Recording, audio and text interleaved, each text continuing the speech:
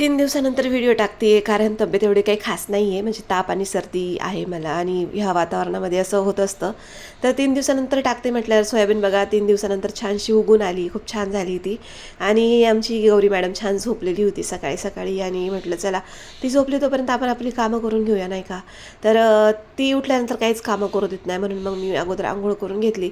आणि आंघोळ केल्यानंतर ना मग देवपूजा करत होते. तर देवपूजा करता करताना माझ्या मनात एक विचार आला. म्हणजे कालची गोष्ट आहे ही आणि एका व्यक्तीबद्दल म्हणायला असं असं समजलं की म्हणजे आपण दुसऱ्याच्या गोष्टीमध्ये किती इन्फ्लुअन्स होऊन जातो ना लगेच की कोणीतरी आपल्याला सांगतं की त्या म्हणजे आपण कधी त्या व्यक्तीसोबत बोललेलो नसतो किंवा आपण कधी त्यांची ओळख वगैरे केली नसते, पण आजूबाजूचे लोक आपल्याला सांगतात की ती व्यक्ती अशी आहे किंवा ती व्यक्ती तशी आहे आणि आपण त्यांच्या याच्यावर पटकन असा विश्वास ठेवतो ना की खरंच ती व्यक्ती तशीच असेल किंवा त्या व्यक्तीचं असं असेल स्वभाव किंवा तिचं जे काही कॅरेक्टर वगैरे जे असेल ते, आणि आपण पटकन त्या लोकांसोबत इन्फ्लुअन्स होऊन जातो आणि आपण पण त्या व्यक्तीला तसंच गृहीत धरतो.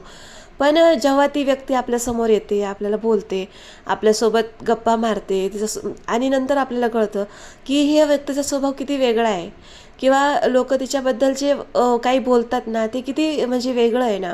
आणि आपण का असं लोकांबरोबर लगेच इन्फ्लुअन्स होऊन जातो आणि त्या व्यक्तीला पण तसंच समजायला लागतो.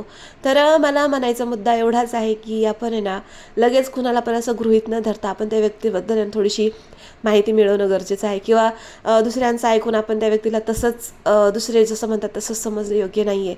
आपण त्यांच्याशी बोलणं किंवा त्यांचा स्वभाव जाणून घेणं हे महत्त्वाचं असतं. तर ही गोष्ट मला काल कळली, पण जाऊ द्या.